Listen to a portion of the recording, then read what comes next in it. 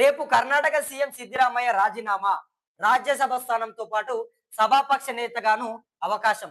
ఢిల్లీలో అధిష్టానం సుదీర్ఘ చర్చలు. తదుపరి సీఎం రేసులో డీకే పరమేశ్వర్ అట. సో దీన్ని మనం ఇక్కడ వార్త ఉంది మాట్లాడుకుందాం. కబ్జాలపై హైడ్రా కొరట. కోగాపేట కొత్త చెరువుకు చూడండి, కబ్జాల పైన హైడ్రా కొరడనట. ఇక కోగాపేట కొత్త చెరువుకు ఆక్రమణల నుంచి విముక్తి.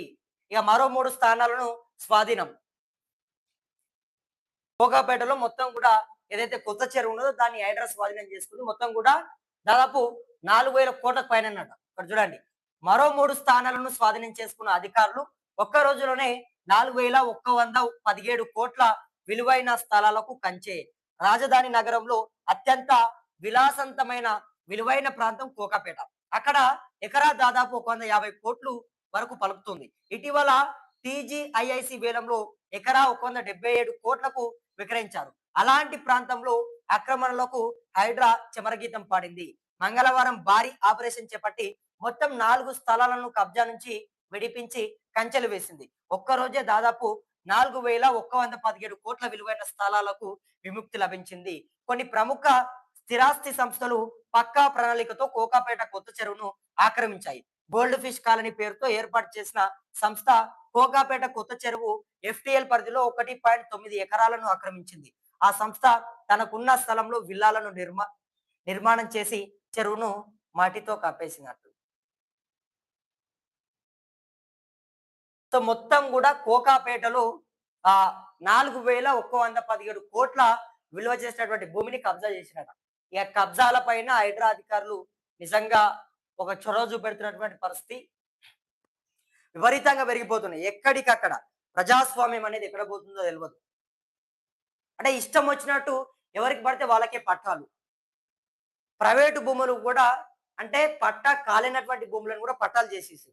సో అటువంటి కీలకమైనటువంటి కోకాపేట అంటే మనం అందరం కూడా ఏమనుకుంటాం, 117 కోట్లు 177 కోట్ల రూపాయలు పడుతుందట అక్కడ ఎకరా. 177 కోట్ల రూపాయలు ఎకరా భూమి అన్న విలువ చేస్తుందట. సో అట్లాంటి చాలా ఫేమస్ ఏరియా కోకాపేట అంటే హైదరాబాద్ లో. తెలంగాణ రాష్ట్ర రాజధానిలోనే కోకాపేటలో మనం ఇక ఒక 50 గజాల భూమి ఉంటే చాలు, మన భవిష్యత్తు మారిపోతుంది అని చెప్పేసి అందరూ అనుకుంటారు. అటువంటి కోకాపేటలోనే దాదాపు ఎకరా భూమి కంటే పైగానే కబ్జా చేసి ఆక్రమించారట. సో దాన్ని హైడ్రా నిన్న కొరడా చూపెట్టింది. మొత్తం కూడా అక్కడికి వెళ్ళి కంచెలు వేసే ప్రయత్నం చేసింది. సో హైడ్రాకి మనం నిజంగా హ్యాట్స్ ఆఫ్ చెప్పాలి. ఇటువంటి విషయాలలో హ్యాట్స్ ఆఫ్ చెప్పాలి. అంటే సామాన్యుల పైన పేద ప్రజల పైన బుల్డోజర్ కాకుండా ఇట్లా కోకాపేటలో ఉన్నటువంటి వాళ్ళు ఎవరైతే పెద్ద పెద్ద కబ్జాదారులు ఉంటారో, పెద్ద పెద్ద బిజినెస్ మ్యాన్స్ ఉంటారో వాళ్ళపైన ఈ రకంగా చొరవ చూపెట్టాలి. వాళ్ళ నుంచి మీరు తీసుకోండి, తప్పు లేదు. ఖచ్చితంగా వాళ్ళు ఆక్రమించారు, దీన్ని మీరు కాపాడారు. 100% మేము ఇక్కడ హైడ్రాని ఎంకరేజ్ చేస్తా ఉన్నాము, హైడ్రాకి మద్దతు ఇస్తా ఉన్నాము, హైడ్రాకి సపోర్ట్ చేస్తా ఉన్నాము. ఎందుకంటే విపరీతంగా ఎవరు పడితే వాళ్ళే ఎక్కడ పడితే అట్లా విచ్చలవిడిగా అక్రమ భూములని తీసుకునే ప్రయత్నం చేశారు, స్వాధీనం చేసుకున్నారు. హైడ్రా అధికారులు కూడా నేను ఒకటే చెప్పదలుచుకున్నా, మీరు సామాన్యుల పైన ప్రతాపం చూపెట్టకుండా ఇట్లా చేస్తే మీ పైన ఖచ్చితంగా మీకు నెగిటివిటీ రాదు. మీకు ఎక్కడ కూడా ఎవరు కూడా తిట్టరు. కానీ మీరు సామాన్యుల దగ్గరికి పోయి పూరి గుడిసెల దగ్గర కూల్చే ప్రయత్నం చేస్తే ఖచ్చితంగా మీకు తిడతారు. ఎందుకంటే ఎంతో కొంత నిరుపేదలు బ్రతికే ప్రయత్నం చేస్తారు. వాళ్ళని తీసుకొని రోడ్డు పైన విసిరి కొడితే వాళ్ళకి ఇబ్బంది అవుతుంది కదా. సో హైడ్రా ఇట్లనే పోవాలి ముందుకు. కోకాపేటలో దాదాపు 4,117 కోట్ల రూపాయలు విలువైనటువంటి స్థలాలను ఎట్లయితే కాపాడిందో అదే మాదిరిగా ముందుకు వెళ్ళాలి.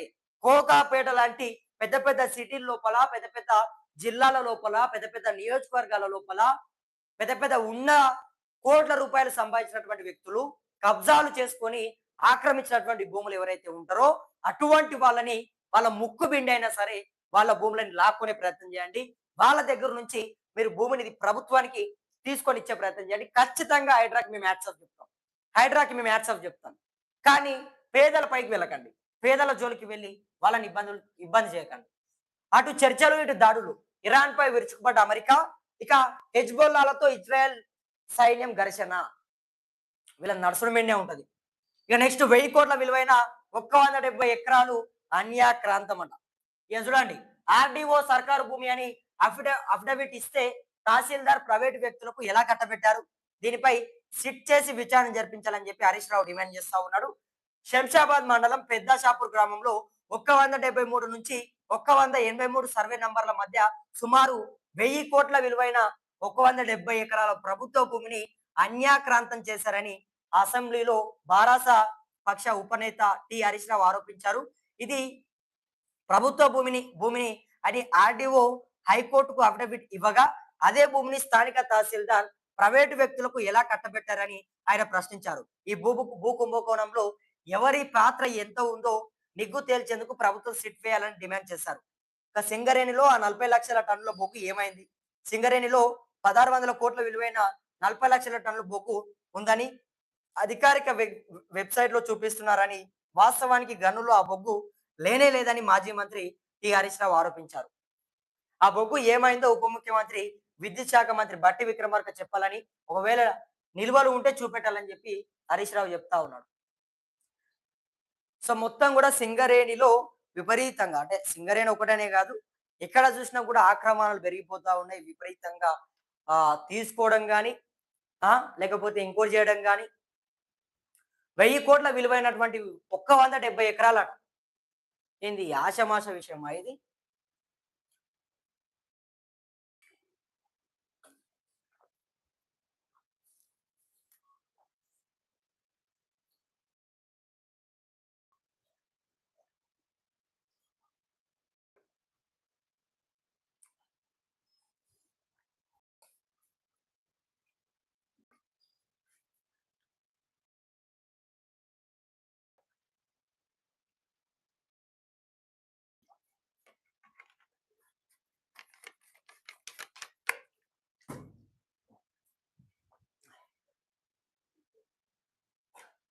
ఇక చూడండి, 40 లక్షల టన్నుల బొగ్గు మాయం, దాని విలువ 1600 కోట్లు, 7 గనుల వద్ద బొగ్గున్నట్టు వెబ్సైట్ లో రికార్డు.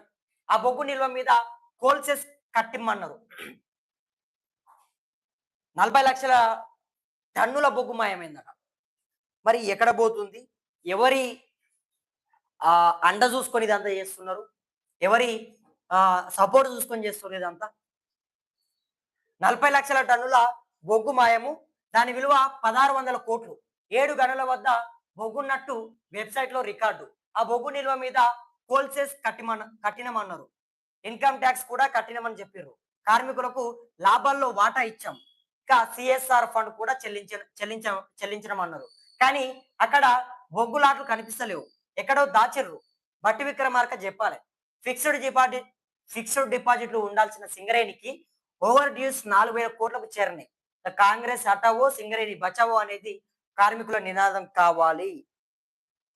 హరీష్ రావు గారు చెప్తున్నటువంటి మాట. ఇక బీఆర్ఎస్ పాలనలో సిరుల గనిగా ఉన్న సింగరేణి కాంగ్రెస్ పాలనలో సింగరేణి స్కామ్ లాగా గనిగా మారిందని బీఆర్ఎస్ మాజీ మంత్రి చెప్పినటువంటి మాట. మొత్తం కూడా 40 లక్షల మెట్రిక్ టన్నుల బొగ్గు